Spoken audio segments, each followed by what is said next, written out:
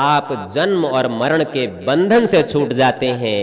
ये निष्काम कर्मों का फल होता है। और आपके सकाम कर्म करने से आप जन्म मरण के बंधन में रहते हैं। या तो सुख मिलेगा या तो दुख मिलेगा।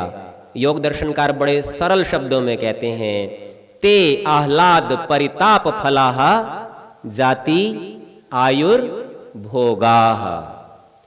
कोई सी जाति मिल जाएगी, कभी मनुष्य बनेगा, कभी घोड़ा बनेगा, कभी गधा बनेगा, कुछ तो बनेगा, कोई तो जाति मिलेगी। जाति मिली है तो उसके हिसाब की आयु भी मिलेगी। मनुष्य बनाए तो 100 साल समझ ले, हाथी बनाए तो 150 200 साल समझ ले, कछुआ बन गया तो 300 साल समझ ले। और उसी के अनुरूप तुझे भोग भी मिलेगा। अर्थात समृद्ध परिवार में पैदा होगा कि गरीब परिवार में पैदा होगा। उपदेश मंजरी में स्वामी जी बड़ा सुंदर विवेचन करते हैं इसका। बोले एक संतान पैदा होती है, पैदा होते ही उसके घर में नौकर चाकर है, कुछ करना नहीं पड़ता, सोने के पात्र में भोजन करता है, गाय का शुद्ध बढ़िया दूध मिलता है, मक्खन खाता है, घी खाता है, आनंद मनाता है। और एक ऐसा बोला जन्मते दुख गर्भ से ऐसे बाहर आ पड़ता है जैसे कोई पत्थर गिरा हो। और कभी दूध के लिए रोता हो तो चपेटा थप्पड़ लगाती है मां, है ही नहीं, दे कहां से। तो इस प्रकार एक को सुख और एक को दुख होता है। ये व्यवस्था बिना कर्म किए निश्चित नहीं की जा सकती। परमेश्वर ऐसा माली नहीं है जो अपनी मर्जी से कहीं कोई फूल लगा दे, कहीं कोई लगा दे, कहीं कोई पेड़ लगा दे, कहीं फल वाला लगा दे, कोई बिना फल वाला। परमेश्वर अपनी मर्जी से कुछ नहीं करता। उसने एक व्यवस्था बनाई है। उस व्यवस्था को उसने कहा था तेन त्यक्तेन भुंजिथा, और जीव के लिए उपदेश दिया था मां गृधः कस्य स्विद्धनम। मेरी व्यवस्था का भंग नहीं करना। योजना पूर्वक मैं इस संसार को बनाता हूं और इस योजना को समझ के ही तो संसार में काम करना। क्योंकि ऐसा नहीं करेगा तो दो ही बातें होंगी, या तो तेरे ना सकाम है या निष्काम है। सकाम करेगा तो मैं घुमाता रहूंगा, और तूने निष्काम कर लिया, व्यवस्था का मान रख लिया, तो तुझे इस चक्र से बाहर निकाल दूंगा, मुक्ति में तुझे ले आऊंगा। अच्छा, कर्मण्यवाधिकारस्ते को देख रहे थे, उसमें कैसा था, फल में तेरा अधिकार नहीं, कर्म कर्म में करता ही जा, बस मिलेगा कुछ नहीं। तो बात ऐसी नहीं है। हमने अभी देखा था फल की गारंटी है, जल्दी मांगना नहीं है, जल्दबाजी नहीं करनी है, और जब आपकी आवश्यकता होगी तब आपको मिलना निश्चित है। अच्छा, विचार करके देखिए, अपनी प्रवृत्ति ऐसी क्यों होती है? अपने को ऐसा क्यों लगता है कि हमने किया है तो हमें मिले? क्यों सोचते हैं जी ऐसा, करें और मिले, ये क्यों सोचते हैं? अच्छा, जितना किया है उतना ही मिले ऐसा सोचते हैं, या ये सोचते हैं कि थोड़ा करके अधिक मिल जाए? कुछ लोग तो हाँ कर देंगे, हाँ जी थोड़ा करके अधिक भी चाहते हैं, और कुछ लोग कहेंगे नहीं नहीं, जितना करते हैं उतना ही चाहते हैं। दृष्टांत को थोड़ा बदलता हूं, अब समझने का प्रयत्न कीजिए। आप गाड़ी चलाकर जा रहे हैं और आपने रेड लाइट क्रॉस कर दी और पुलिस ने आपको रोक लिया, और जैसे ही उसने रोका तो आप उससे क्या कहते हैं जी? मैंने देखी नहीं थी, मुझे पता ही नहीं चला, जब मैं क्रॉस कर रहा था तब तक तो ग्रीन ही थी, क्रॉस करते करते रेड हो गई। अच्छा, इस बार गलती होगी, इस बार तो छोड़ दो, आगे से ध्यान रख लेंगे। हाँ जी। अथवा मेरे परिचय में वो एक अधिकारी हैं, नेताजी हैं, आप ये सारे प्रयत्न करते हैं जी, ये सारे प्रयत्न क्या है? कम मेहनत में अधिक लाभ। आपने बचने के लिए कोई मेहनत नहीं की, पर बचना चाहते हैं। हाँ जी, हम में से कितने ऐसे लोग होंगे जो रेड लाइट जंप कर ली और पुलिस वाले ने नहीं भी पकड़ा तो भी थाने में जाके जमा करा दीजिए, मैंने गलती की थी, मेरा जुर्माना ले लो। ऐसा कोई करता है क्या? अर्थात हम ये प्रतीक्षा करते हैं किसी प्रकार हम पकड़े ना जाएं। और आपको पता है, आप में से कुछ लोग ऐसे भी, अपने में से मतलब यहां परिसर में बैठे वाले लोगों की बात नहीं कर रहा हूं, समाज में कुछ लोग ऐसे भी हैं जो इच्छा पूर्वक गलती करना चाहते हैं। वो सोचते हैं देखते हैं कौन क्या उखाड़ लेगा हमारा। वास्तव में जब कोई चोर चोरी करना चाहता है तो ये चोरी करने का विचार पता है क्या है? क्या सोचते हैं जी, चोरी करना क्या है? पाप भी है, सकाम भी है, सारी बातें हैं, पर ये चैलेंज है। पुलिस को पकड़ सकते हो तो पकड़ लो। और यही स्थिति हम सब की है। हम सब जब भी पाप करते हैं ना, तो चैलेंज देते हैं परमेश्वर को, पकड़ सकता हो तो पकड़ ले। और हम क्या सोचते हैं, हम पाप कर लेंगे और उसे पता। अच्छा, ऐसा होता है क्या? क्यों नहीं होता? केवल सब जगह उपस्थित हो जाने इतनी मात्र बात से समाधान नहीं होता। हम देखते हैं, बोले मेरे पीछे नहीं है, मेरे आगे नहीं है, हम दाएं बाएं देखते हैं, कोई देख नहीं रहा, कर लेते हैं। आप ये ध्यान कीजिए, आप जैसे ही सकाम कर्म में प्रवृत्त होते हैं, सो काम करने का विचार आपके मन में पहले उठता है। और जैसे ही मन में उठा, मन के अंदर वो बैठा है और वो तत्काल फैसला कर देता है। बाहर आप चोरी करके बच सकते हैं, बाहर कानून तोड़कर आप बच सकते हैं, और आप रिश्वत देना, समझा देना, बहला लेना कि आगे से नहीं करेंगे आदि कुछ भी बहाना लगा के, और घर में बीमार था जी, जल्दी पहुंचना अस्पताल, जाने दो, रोको मत, आदि आदि कुछ भी कह के बच सकते हैं। लेकिन परमेश्वर के साथ आप किसी भी बहाने से नहीं बच सकते। क्यों नहीं बच सकते जी? बाहर आपको गवाह की जरूरत पड़ती है, सबूत की जरूरत पड़ती है, न्यायाधीश घटना स्थल पर नहीं रहा करते, और ऐसे में आपके मुकदमे भी लंबे चल सकते हैं। लेकिन जहां घटना हुई, जहां आपका मन था, वहां गवाह भी परमेश्वर था, सबूत भी परमेश्वर था, न्यायाधीश भी परमेश्वर था, और आपका विरोधी वकील भी परमेश्वर ही था। तो साथ साथ फैसला सुना देता है और आप कर्म से बच नहीं पाते, कर्म और कर्म के फल से बच नहीं पाते। अच्छा, ये सारी बात पता हो फिर भी आपकी इच्छा ऐसी नहीं रहती कि ज्यादा सुख मिलना चाहिए।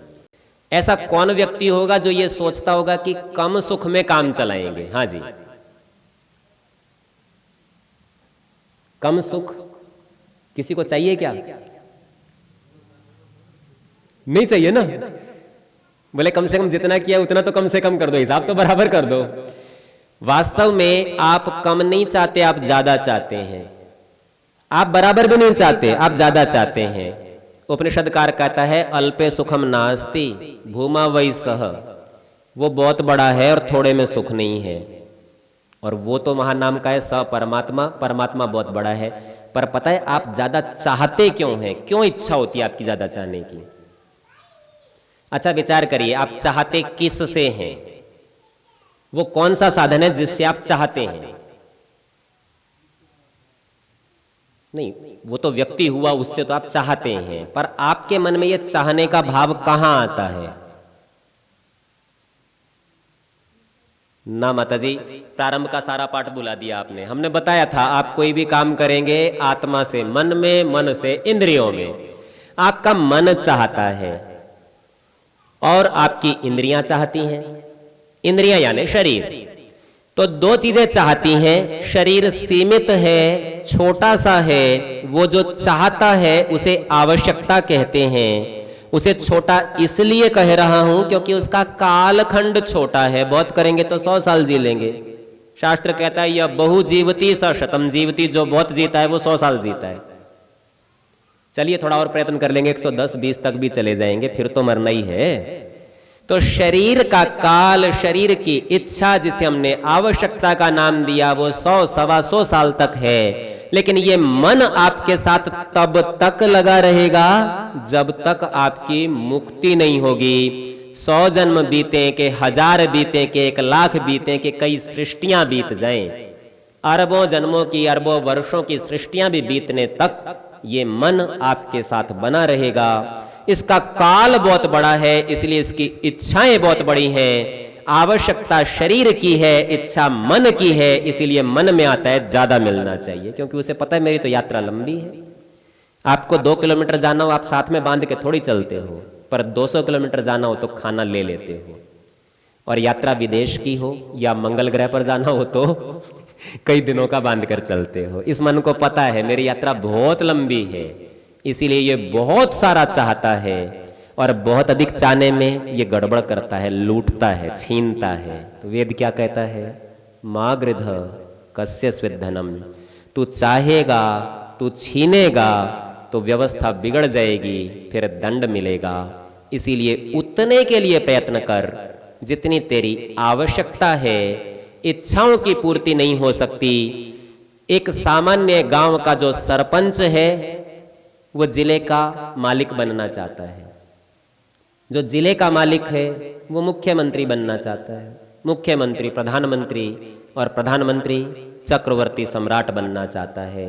इस धरती को प्राप्त करके भी सुख का अनुभव नहीं हो, ऐसा हो सकता है। क्यों? क्योंकि अभी भी गरीब है। गरीब कैसे जी चक्रवर्ती सम्राट? क्योंकि इच्छाएं अभी समाप्त नहीं हुई हैं। सो जितना जितना इच्छा में रहेगा, जितना जितना मन के अधीन रहेगा, उतना उतना चाहता रहेगा, चाहने के लिए अतिरिक्त अन्याय का भी प्रयत्न करेगा और दुख में पड़ेगा। कर्मों का फल तो निश्चित है।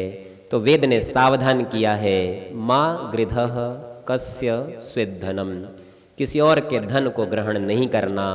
धन कम होने पर भी यदि इच्छा नहीं है और आवश्यकता पूरी हो चुकी है तो उस थोड़े से धन को भी दान में, परोपकार में, सदुपयोग में ले आएगा, और ऐसा करने से पुण्य, सकाम सुख को प्राप्त कर लेगा। तो हमने क्या देखा? कर्म का फल निश्चित है। कर्म दो प्रकार के हैं, एक सकाम, एक निष्काम। निष्काम से केवल मुक्ति मिलेगी, सकाम से सुख और दुख मिलेगा, क्योंकि सकाम दो प्रकार के हैं, पाप और पुण्य। अब कुछ प्रश्न जो हमारे मन में उठते हैं, जैसे थोड़ी देर पहले हमने लॉटरी की चर्चा की, छोटा सा काम किया, बड़ा सा लाभ हुआ, ये हमने देख लिया, ये इस काम का नहीं है, ये पीछे के किसी काम का है। इसी तरह की एक विपरीत परिस्थिति का विचार करते हैं। एक चर्चा हमारे सामने कैसे करते हैं? बोले जी कहीं पर सभा हो रही थी, बहुत सारे लोग बैठे थे, आतंकवादी ने बम फोड़ दिया, सारे मर गए। मर जाते हैं तो आप क्या कहेंगे? जी सारों के कर्म ऐसे थे कि सबको मरना था, वो सारे लोग इसीलिए इकट्ठे हुए थे कि सब एक साथ मर जाएंगे। ये कर्म का फल ऐसे है क्या? क्या लगता है जी, ये कर्म का फल है मरना कि नहीं? कर्म का फल नहीं है, फिर क्या है? नहीं नहीं, ये तो ठीक बात है, आप जो कहते हैं मैं आपको मान गया, स्वीकार कर गया कि ये कर्म का फल नहीं, फिर ये है क्या? चलिए इस विषय में एक छोटी सी चर्चा आपके सामने कर लेता हूं। समय का संकेत करना जी। हो चुका है? आगे निकल गया क्या? अरे चलिए भाई, क्षमा चाहता हूं, लंबी चर्चा नहीं करूंगा, बहुत छोटा सा बताता हूं।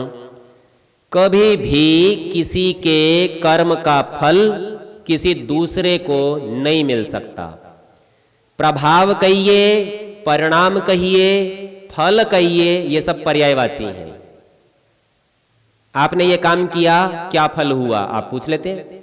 आपने ये काम किया, कुछ प्रभाव हुआ, आप पूछ लेते हैं। आपने ये काम किया, क्या परिणाम आया, आप पूछ लेते हैं। तो प्रभाव, परिणाम, फल ये पर्यायवाची हैं। और आप ये कह दें कि दूसरे के कर्म का प्रभाव किसी दूसरे पर आया, तो यूं समझ लीजिए इसके कर्म का फल ही दूसरे को मिल गया, और ये अन्याय के अतिरिक्त और कुछ नहीं है, और परमेश्वर न्यायकारी है। सो ऐसा कभी नहीं होगा कि एक का फल दूसरे को दे दे। पर मरे तो हैं। ध्यान दीजिए, मैंने बिल्कुल प्रारंभ में आपसे कहा था, कर्म का फल केवल सुख और दुख के रूप में मिलता है। तो मरने से होने वाला दुख प्रत्येक व्यक्ति का अलग अलग है। कोई तो सोच ही रहा था ऐसी जिंदगी से भी क्या जीना, मरी जाए, और मर गया। कोई सोच रहा था कि नहीं ये जीवन ऐसे ही चलता रहे तो अभी और 50 वर्ष भी ऐसे ही निकाल दे, कभी मरे ही ना। कोई बीच के भाव का होगा, कोई किसी प्रकार का। तो सब लोग उसी एक घटना से अलग अलग दुख का अनुभव करेंगे, और यह दुख उनके किए हुए कर्मों का फल है, दूसरे किसी का नहीं है। ऐसे ही एक गलती छोटी सी हम और भी करते हैं। अंतिम बात है, बस इसको समाप्त करूंगा, आपको नींद भी आ रही होगी, रात्रि भी बहुत हो गई है। हम में से कुछ लोग ऐसा मान लेते हैं, बोले जी एक बच्चा जो 8-7 वर्ष की अवस्था में ही मृत्यु को प्राप्त हुआ, बोले जी परमेश्वर ने 100 साल की आयु दी थी और इतना सुख उसे भोग करना था और वो तो 8 में चला गया, अब क्या होगा? तो कुछ लोग कैसा कहते हैं, बोले अगले जन्म में परमेश्वर जो इस बार कमी रह गई है ना उसे पूरा कर देगा।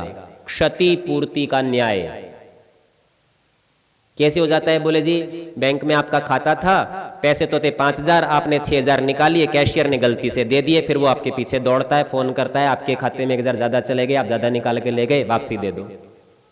तो ध्यान रखिए, परमेश्वर के न्याय में कोई क्षति नहीं होती। क्षति उसके काम में हो सकती है जिसको पूरा ज्ञान ना हो, जिसका सामर्थ्य कम हो। तो परमेश्वर के न्याय में ना क्षति होती ना क्षति की पूर्ति होती। तो परमेश्वर किसी को यह बंधन में नहीं रखता कि 50 लोग वहां एक साथ पहुंचेंगे और एक साथ मरेंगे, ये उसका काम नहीं है। ये वैसे ही है जैसे कंपनी गाड़ी बना के आपको 15 साल की गारंटी देती है, ये रोड टैक्स भर दिया आपका, 15 साल चलेगी, और आप निकालिए और पहले दिन में एक्सीडेंट कर दीजिए, टोटल डैमेज, उससे कोई मतलब नहीं है। तो परमेश्वर ने आपको 100 साल के लिए शरीर दिया था, आप 8 में मरते हो कि 15 में, वो आपकी इच्छा है, आपका काम है, आपके कर्म का फल है, दूसरे का नहीं है। और आप मर गए और जो सुख आपको मिलने थे वो नहीं मिले, तो ये परमेश्वर की कोई कमी नहीं है। तो जो भी आपके पास साधन उपलब्ध होगा उन साधनों से वह सुख देता रहेगा। इस जन्म में नहीं मिला तो दूसरे में दे देगा। ना कोई क्षति हुई है और ना कोई पूर्ति होगी, क्योंकि परमेश्वर न्यायकारी है। उसके यहाँ किसी प्रकार का ना कोई देर होगा, ना अंधेर होगा, ना अदले का बदला होगा। जो जिसका है वो वैसा ही रहेगा। निश्चित रूप से विषय बड़ा है, आपके मन में प्रश्न रहेंगे, कल का सत्र भी है, कल आपको इसका अवसर रहेगा, चर्चा अन्य है, पर आज के समय की सीमा उल्लंघन हो गई है। पुनः एक बार क्षमा चाहता हूं और सत्र को यहीं विराम करता हूं। ओम शम।